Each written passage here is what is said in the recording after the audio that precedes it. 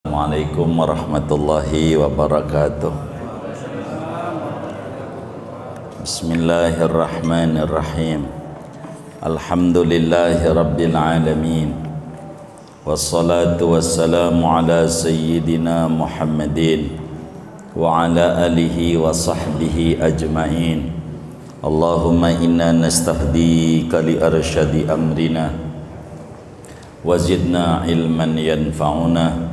Qala al-imamul muallif rahimahullahu ta'ala wa nafa'ana bihi wa bi barakati ulumi wa ghafara lahu wa li masyayikhihi wa li masyayikhina amin. Wal mutawassitatu baqiyatun najasati.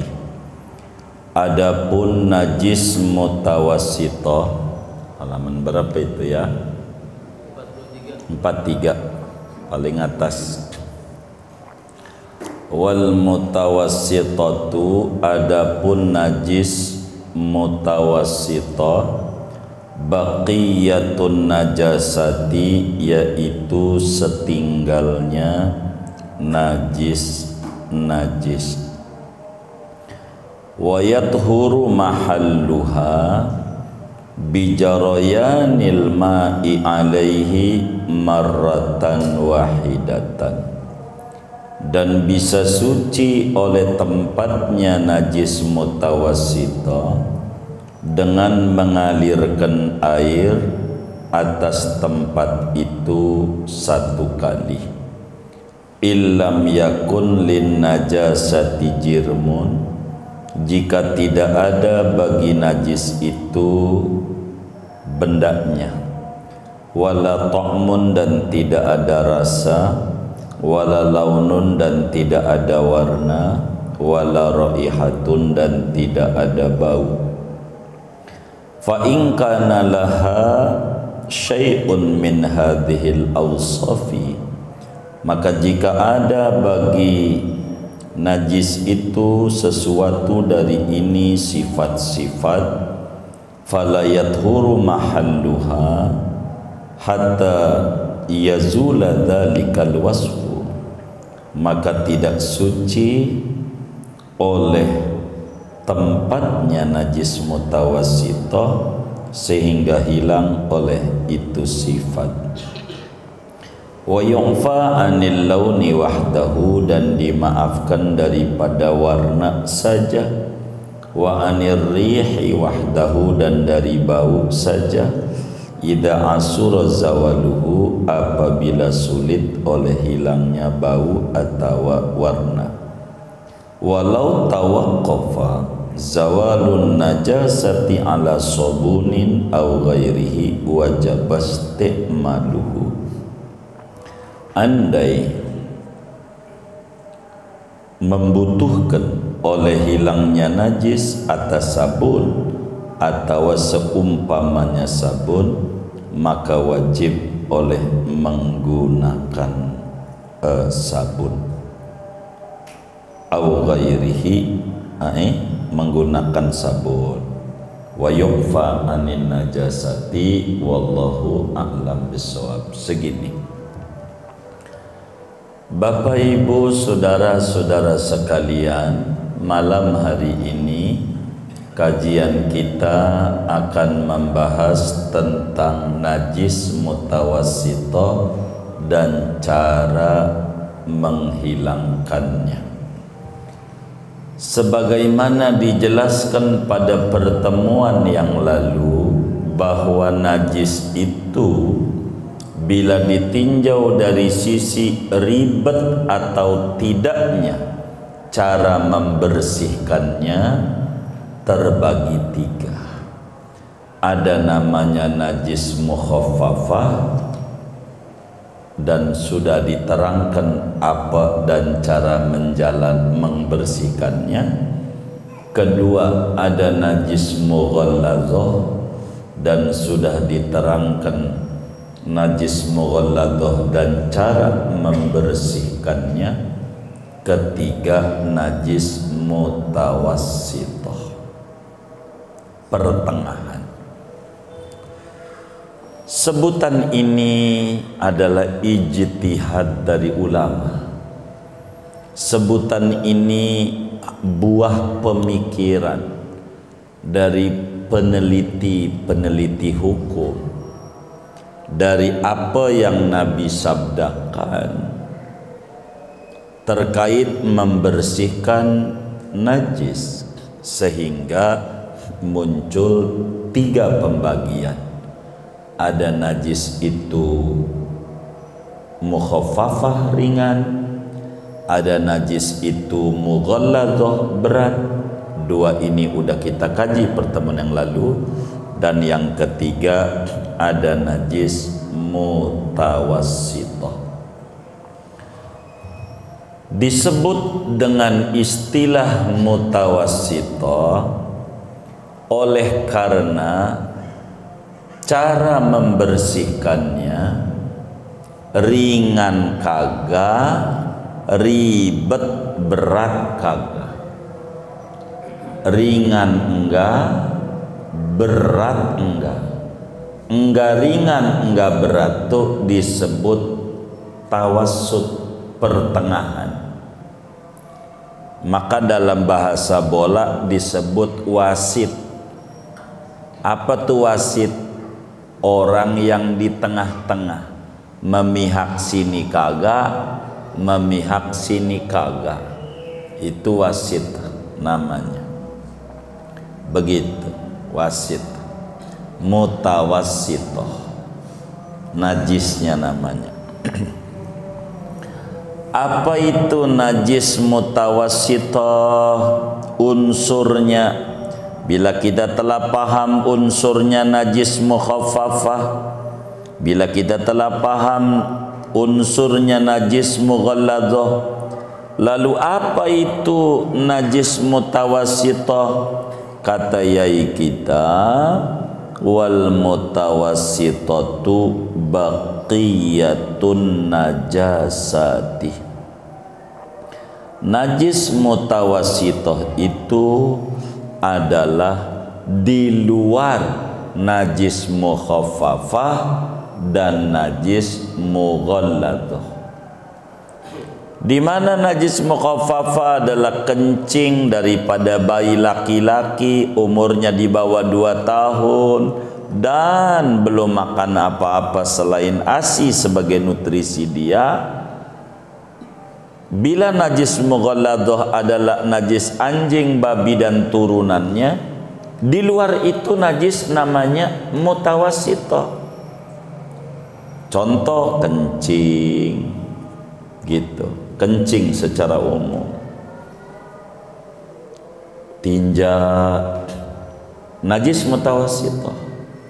Darah, nanah, danur, ini namanya najis pertengahan namanya. Nah, ngomongin najis mutawassithah, saudara, najis mutawassithah ini bagaimana cara membersihkannya?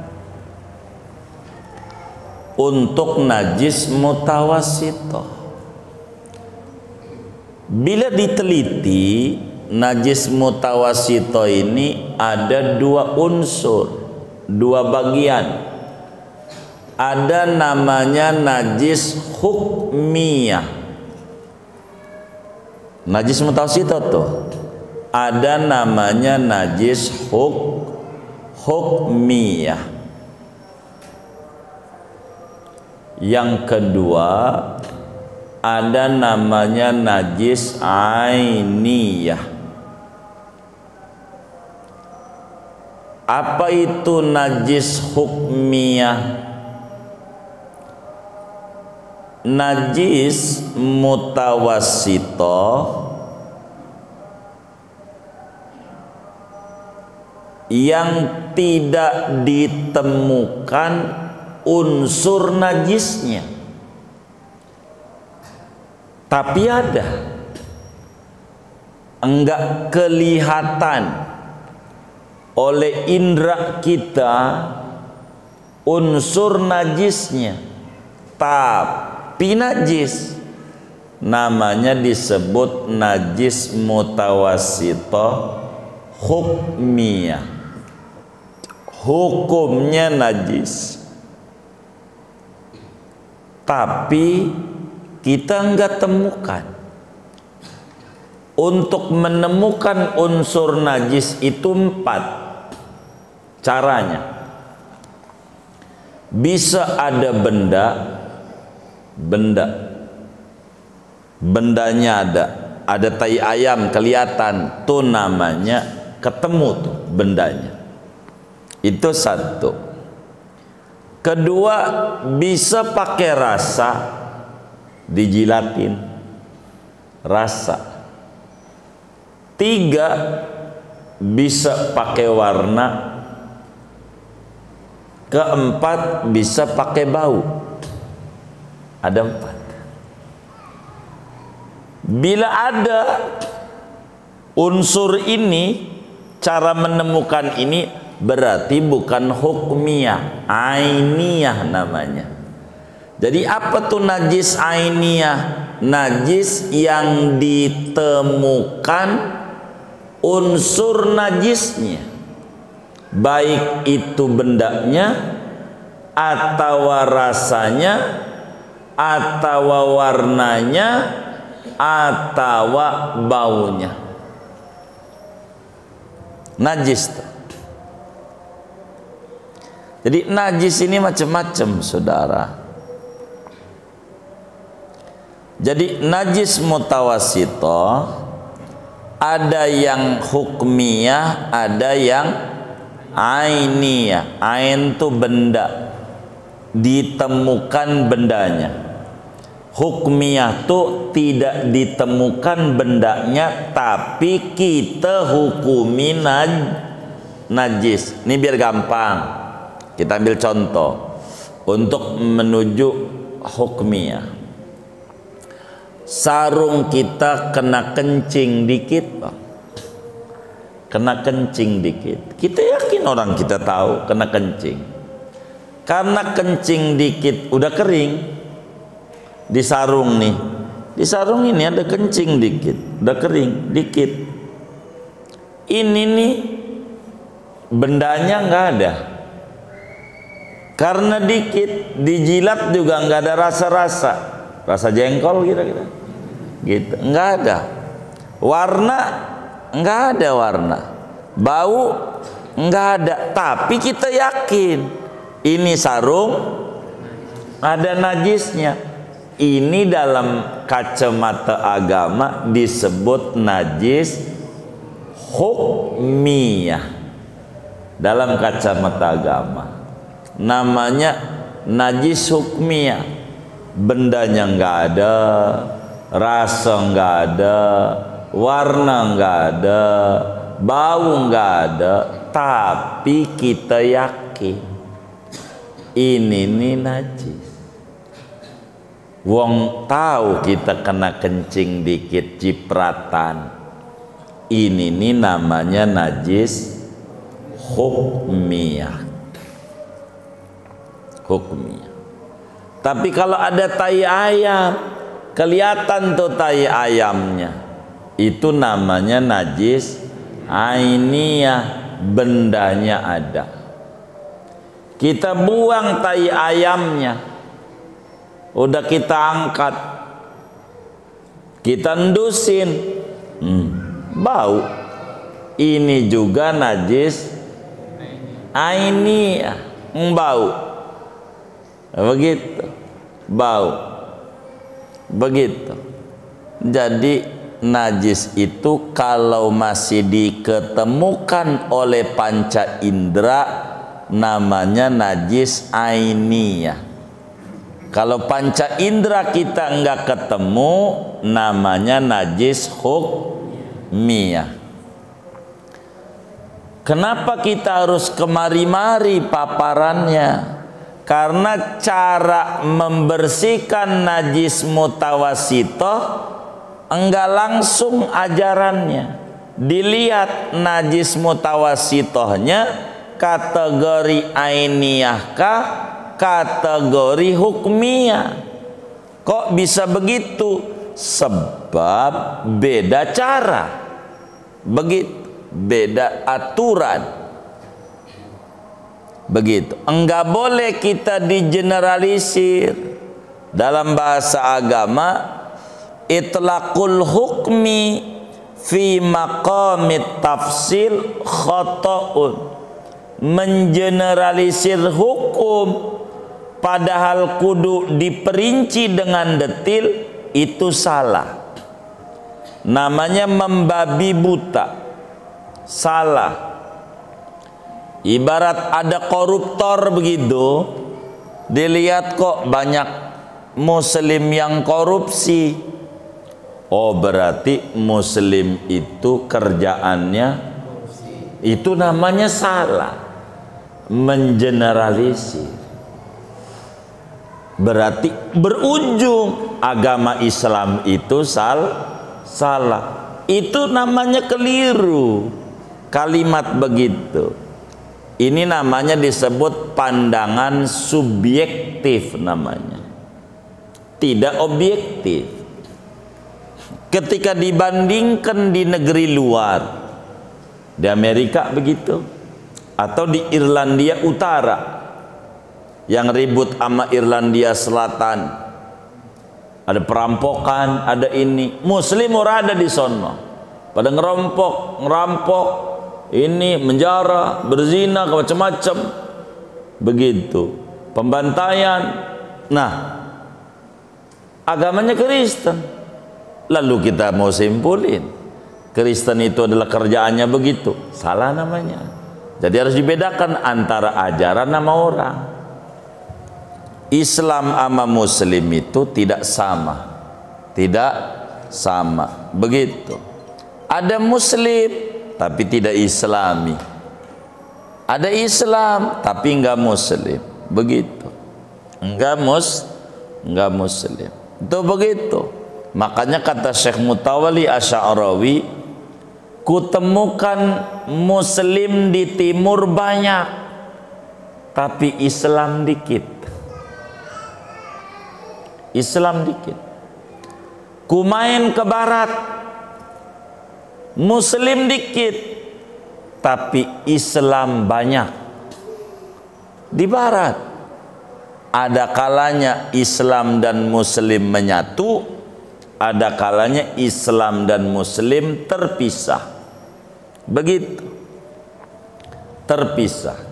Ini kita contoh negara yang suka jadi acuan kita, Amerika.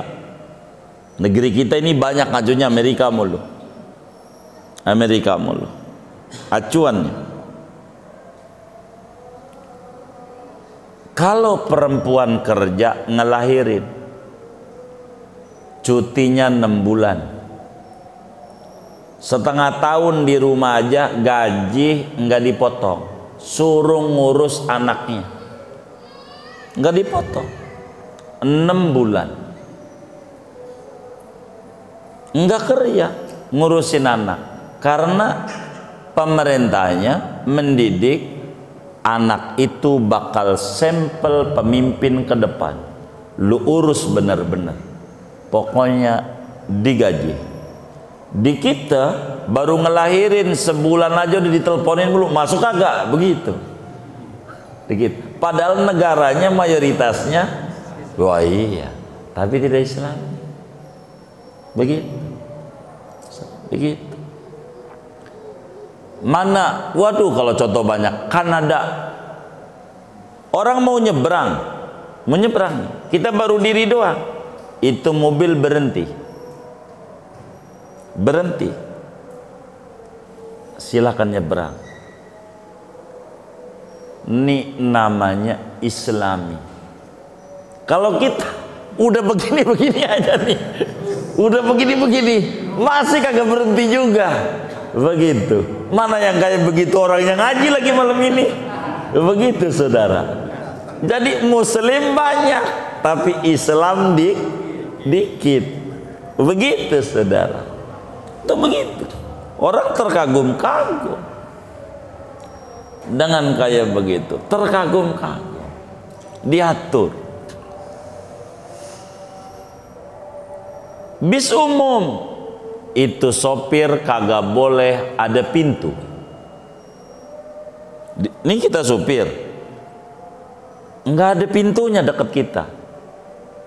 Lu ngebut masuk jurang, ya lu kudu masuk jurang duluan, nggak bisa loncat. Lihat di mobil di Arab tuh Mas Bri, mau di Arab aja kagak ada di samping supirnya tuh, semuanya masuk dari bareng sama kita. Begitu itu mobil, dan settingannya udah ada, settingan gas, pokoknya 100 km per jam. Mau kita injek ke gasnya sampai mentok, segitu aja. Jaga keselamatan orang. Begitu di barat begitu, kalau di kita kagak. Di kita jadi kayak begitu, orang suka terganggu aku. Nggak usah jauh-jauh, masih ASEAN, Kamboja. Anak-anak majelis yang main ke Kamboja itu ada beberapa muslim. Sunan Gunung Jati itu abahnya di Kamboja, abahnya, makamnya namanya Campak. Ya, muslim banyak di Campak, dari Campak di Kamboja. Ya, nanti kita keliling ASEAN, baru 3 negara. Mas Fri, 3 negara. Nanti kita belum, 3 negara juga belum kelar tuh. Kedah belum, Terengganu, apalagi Datu kita. Tapi kan Selangor udah, Johor Bahru udah, Malaysia 9 dengan kerajaannya, Negeri 9 udah, Perak udah, ya kan? Gitu. Kedah belum. Kalau Terengganu bakal menuju Naratiwat tuh ke Thailandnya itu. Penang belum, Penang.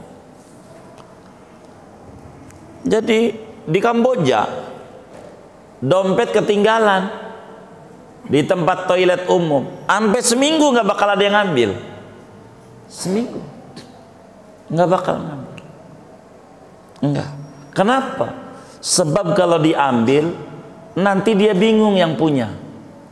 Kan di balinya tingkat ditaruh di mana terakhir, bakal ada sampai seminggu utuh, apanya aja, duit utuh. Tuh begitu. Terus seminggu ketinggalan. Itu di Kamboja. Tapi lain di negeri Malaysia. bablas, baru keluar udah hilang, sama kayak di kita. Begitu saudara. Itu begitu. Kamboja, negeri itu kayak begitu, negeri luar biasa. Kalau ada perempuan tua yang lagi duduk di mobil, semuanya diri rebutan untuk dia dulu. Tuh kayak begitu. Kan Islami banget. Orangnya sih bukan muslim. Kalau kita pura-pura tidur. Begitu. Jadi balik lagi, memutlakkan hukum pada makom diperinci salah. Karena itu cara kita ngomongin bagaimana cara membersihkan najis mutawasitoh, tar dulu najisnya ainiyahkah apa hukmiyahkah, begitu. Emang apa? Sebab kalau ainiyah lain, kalau hukmiyah lain, begitu. Hukmiyah tuh begitu, beda cara, beda, begitu. Contoh, sebelum kita ini sebetulnya ajaran ini bakal memudahkan kita. Ada tai ayam di ubin kita, kan najisnya ainiyah, berat rada nih. Kalau hukmiyah ringanan, gitu. Jadi dirubah aja yang najis ainiyah menjadi hukmiyah, bisa. Itu namanya cara. Contoh, anak kita kencing di ubin kita, di keramik tuh lantai kita kencing bocah kita, lah kan ada airnya namanya ainiyah,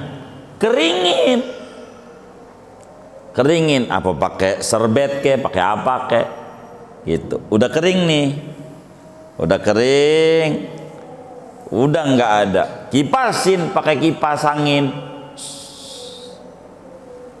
basah juga nggak ada, kita kurungin biar jelas pakai spidol,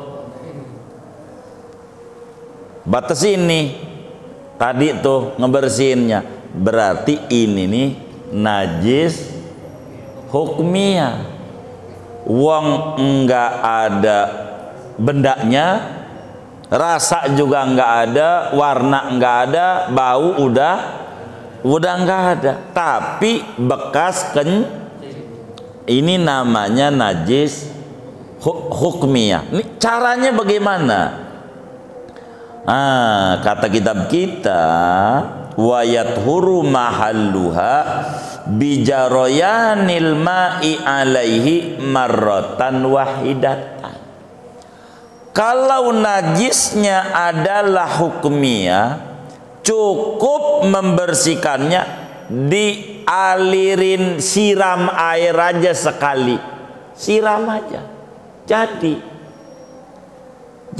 tuh begitu namanya najis hukmiyah, asal dialirin aja, disiram.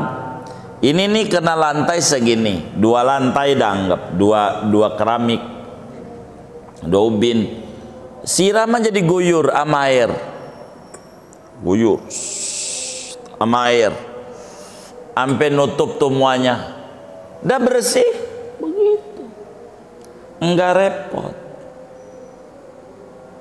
Karena najisnya udah hukmiyah, jadi tinggal dialirin air. Ini nih yang menyebabkan sholat kita bisa nggak sah kalau salah cara. Contoh lantai kita ada kencing bocah, ya kan, kencing bocah, kita bilang sama pembantu kita, "Mbak, no si bontot kencing." Baik ibu, baik bapak. Dia ambil tuh ember, ember, ada airnya di ember tuh setengah. Kira-kira di ember nih ada 216 liter enggak? Kan nggak ada, berarti air banyak air dikit. Kain pel dibawa, digosok tuh kencing pakai kain pel, maka kain pelnya najis, kena najis ainiyah, najis kencing. Kita taruh di ember, celupin, maka air di embernya jadi najis, wong kena najis. Peres lagi, gosok. Kata kita, "Mbak, kamar juga belum dipel tuh." Jadi kamar juga dipel sama dia, dikasih kipas angin yang diri, kering semuanya. Kering gak lantainya? Kering. Suci enggak? Enggak, najis, kering. Kita pulang kerja, wudhu di kamar, wudhu ya di kamar mandi kita, habis wudhu injak tuh, nggak pakai sendal, cepit, injak tuh ubinnya yang kering tuh, ubin yang apa? Ubin yang najis, maka kaki kita ada najisnya.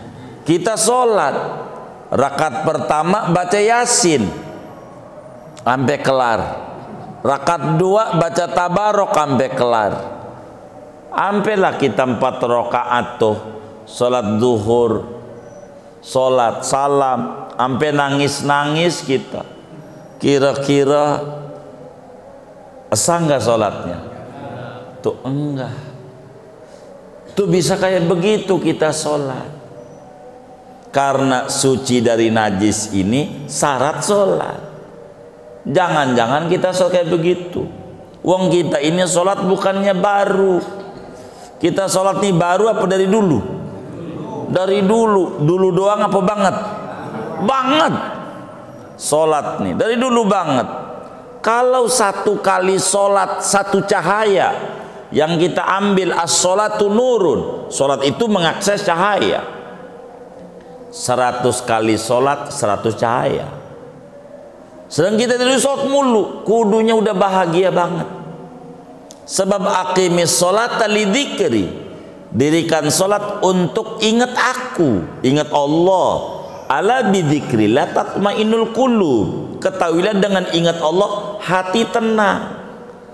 Kita ini udah bahagia apa masih suka stres? Nah ini patut kita curigai, sholat kita nih bagaimana ini ya? Begitu maksudnya. Ini yang paling pokok ngaji bab kayak begini nih. Repot. Lantai kita ini bersih apa suci? Karena antara bersih dan suci beda. Suci ini terkait agama, bagaimana cara mensucikannya. Najis begitu. Mana baju lagi, baju kita dicampur sama baju anak kita. Ya anak kita sih ya kencing lagu-lagunya, bocah umur 5 tahun begitu, kena tuh kencing, masukin di mesin cuci. Mana mesin cuci itu, kira-kira mesin cuci itu airnya ada nggak 216 liter?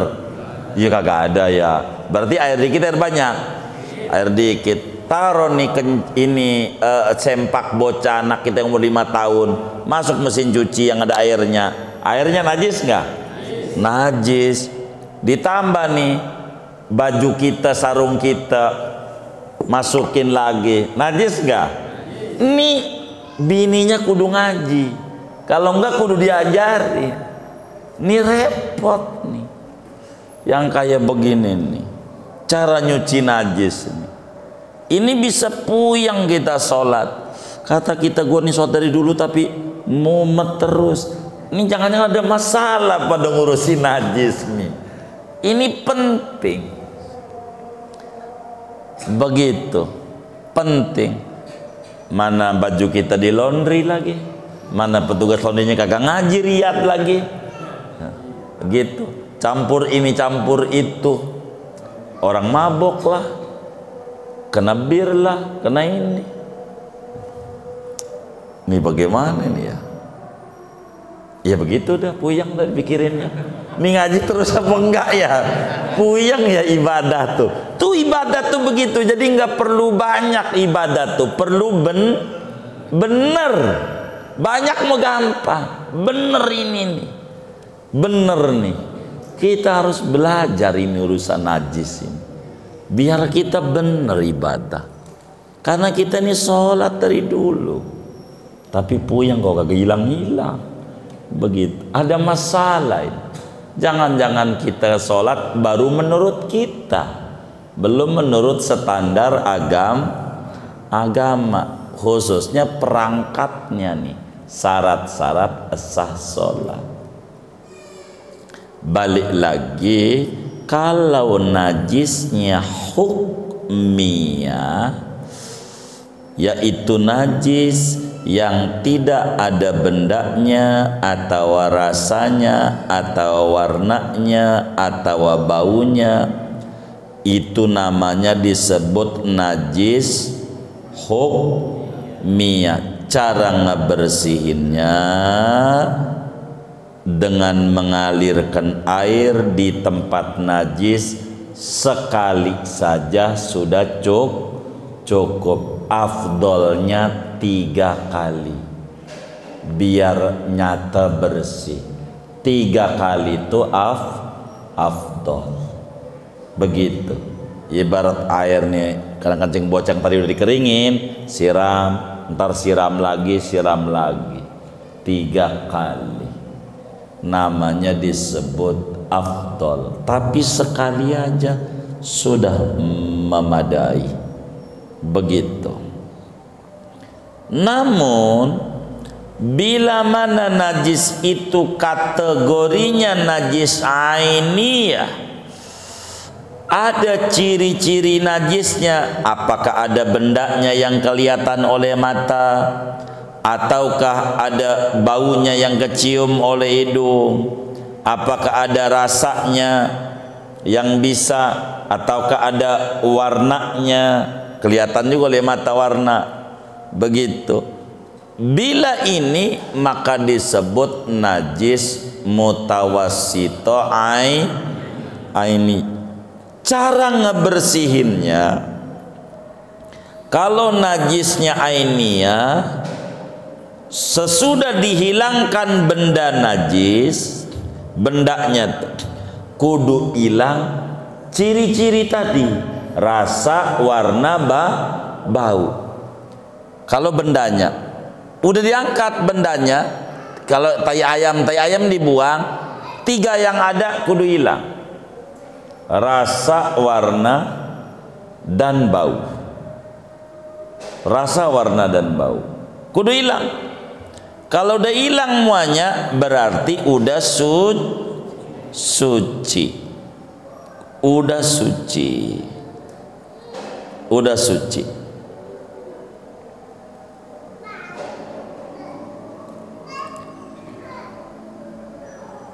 Namun timbul permasalahan, karena najis ini ada kalanya keras, ada kalanya mudah. Keras itu sulit, ada kalanya mudah. Contoh darah men, ibu-ibu nih kesuka men. Darah men itu keras darahnya, ada artinya keras itu kalau nempel di sarung suka berbekas kayak pulau, udah dicuci masih ada bekas-bekas nodanya gitu, kayak pulau Kalimantan, pulau apa, ada nodanya. Kalau udah dicuci cuman warna doang yang hilang, warna ini sulit, yang lain udah hilang, rasa nggak ada, bau nggak ada, tapi warna ada, bekasnya, bekas darah men di sarungnya ada. Kalau memang itu doang, warna doang yang ada, udah suci, dimaafin. Itu makna wa yu'fa anil launi wahda, dimaafin. Kalau timbang warna doang, setelah dibersihin warna nggak hilang, ya udah nggak apa-apa, pakai udah. Karena al-masyaqqah tajlibut taisir, kesulitan itu mendatangkan kemudahan. Begitu juga bau doang, warna hilang, rasa hilang, cuman bau ini loh, baunya anyir gitu, kagak hilang-hilang, udah berkali-kali, sampai 7-8 kali kagak hilang-hilang juga. Ini bagaimana? Bau doang, maka dimaafi, udah suci, pakai lagi buat sholat boleh. Tapi kalau warna dan bau masih ada, warna ada, bau ada, ini masih menunjukkan najis masih ada. Kalau warna plus bau. Kedua, kalau rasa masih ada, ini nggak bisa ditolerir rasa, pastikan masih najis, bendanya ada gitu. Kalau rasa kok masih kayak begini, udah ini nggak bisa, yang kayak begini nggak ditolerir. Yang dimaafin kalau yang sulit warna doang, yang dimaafin kalau yang sulit bau doang. Tapi kalau kemudian warna dan bau tidak dimaafin, atau rasa tidak dimaafin, tidak dimaafin. Kecuali kalau rasa udah berkali-kali nggak bisa, kudu dipotong ini mah, kudu digunting. Aduh, kalau digunting mana sarung satu-satunya lagi, itu aja BHS, boleh hasil sedekah. Begitu dari anggota dewan, begitu. begitu. Nah, bagaimana ya? Nah, udah. Kalau bakal kudu dipotong mah udah susah banget. Nah, yang kayak begitu dimaafin. Kalau sudah kayak begitu, rasa tuh, rasa gitu. Udah kayak begitu. Bagaimana cara menghilangkan najis ini? Kudu pakai sabun, deterjen. Kalau nggak pakai deterjen nggak bisa. Najis ini sulit nih. Emang dia bandel banget, bukan orang. Noda aja yang bandel katanya gitu. Ini yang kalau butuh dengan deterjen, walau tawakofa, andai tadi tuh najis tadi bisa hilang kalau menggunakan sabun atau semacamnya, ya semacam bubuk tuh, rinso segala macam dah tuh. Kalau memang kudu pakai itu baru hilang, wajib pakai. Kalau hilangnya pakai itu, namanya mimbabi malayatimul wajib illa bihi fahuwa wajib. Daripada bab yang tidak sempurna yang wajib kecuali dengan mengerjakannya menjadi wajib adanya. Ibarat pemilu, nggak bisa kita nyalon presiden kalau nggak pakai partai, maka ikut partai itu jadi wajib adanya. Kalau mau jadi calon presiden, ikut partai. Kalau udah jadi mah nggak ikut nggak apa-apa.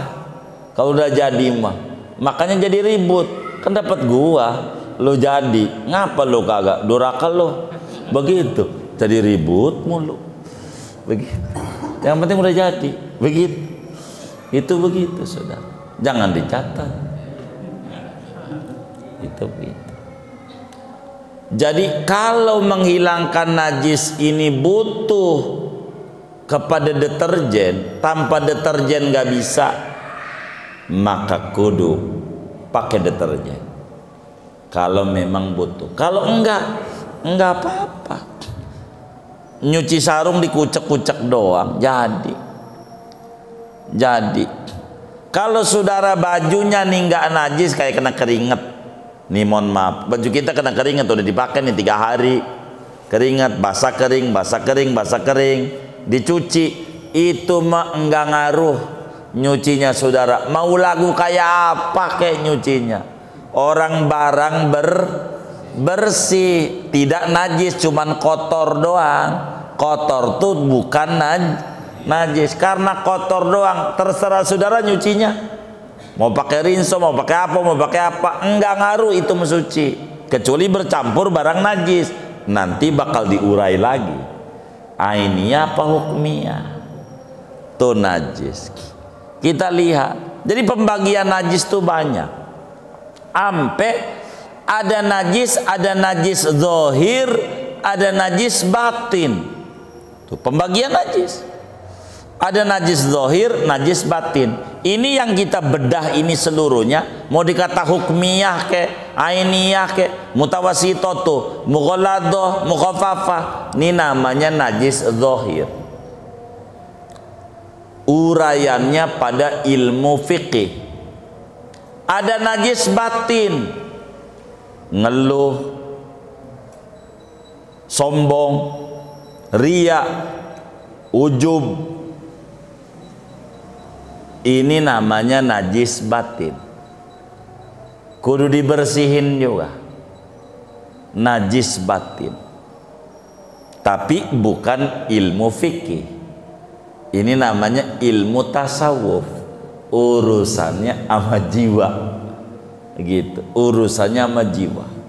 Bagaimana biar kita nggak sombong, bagaimana kita biar nggak ngilangin begitu tuh begitu, itu kayak begitu, biar kita mantap begitu, biar kita sehat, biar kita ini, itu semuanya batin namanya.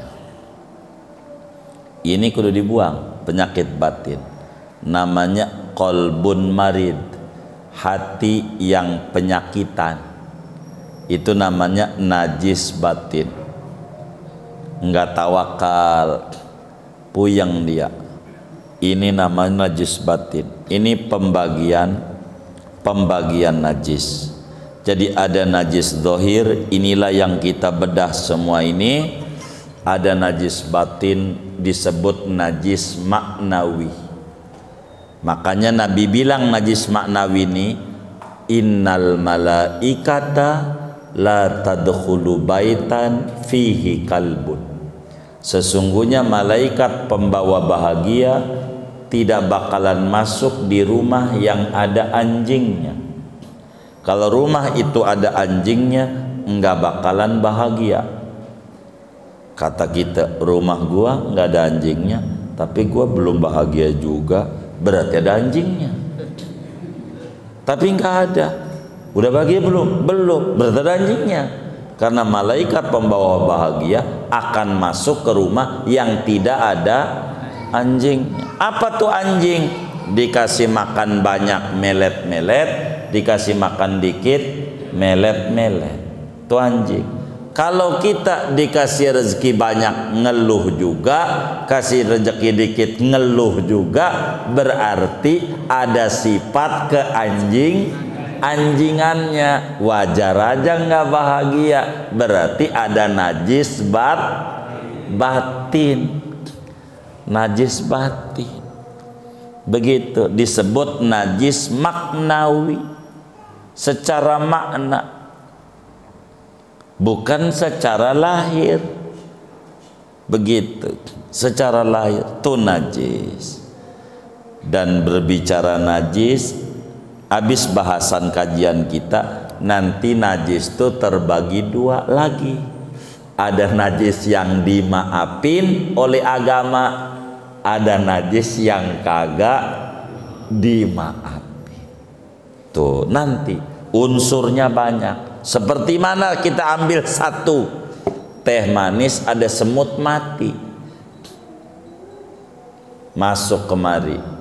Lah semut kalau mati namanya bangke. Lah bangke itu najis. Cuman semut ini kategori bangkai yang kagak ngalir darahnya, dimaafin. Buang semutnya, teh manisnya boleh.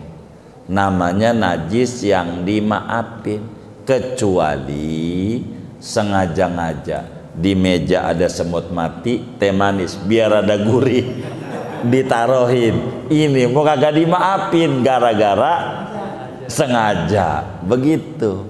Itu nanti tuh bedahannya di depan. Ntar kita bakal bedah tentang najis-najis yang dimaafkan oleh agama. Kita hanya baru membedah ada najis mutawassithah, mughalladah, mukhaffafah. Mutawassithah ada dua, ada hukmiyah, ada ainiyah, sehingga caranya berbeda-beda. Daripada ainiyah ada yang dimaafin, ada yang tidak dimaafin. Kalau warna doang dimaafin sesanya, kalau bau doang dimaafin, kalau rasa tidak dimaafin, atau bau dan warna tidak dimaafin. Begitulah kajian kita, segini aja. Ada yang ditanya mungkin dari materi ini atau di luarnya sebelum doa, silahkan. Wallahu a'lam. Baik. Waalaikumsalam. Mohon maaf, mau untuk najis yang nomor 2.